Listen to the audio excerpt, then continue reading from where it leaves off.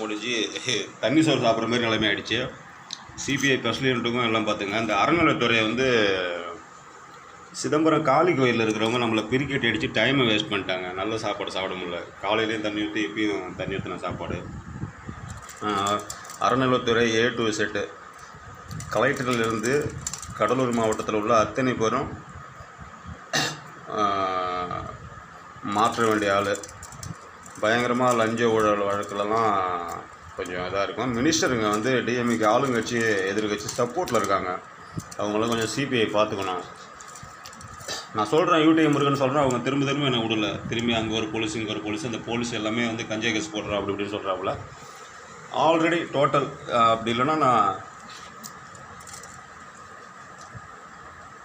Chidambaram down ஸ்டேஷனில் A to Z கான்ஸ்டபிள்லேருந்து SI வரைக்கும் inspector வரைக்கும் ட்ரான்ஸ்ஃபர் பண்ணோம்.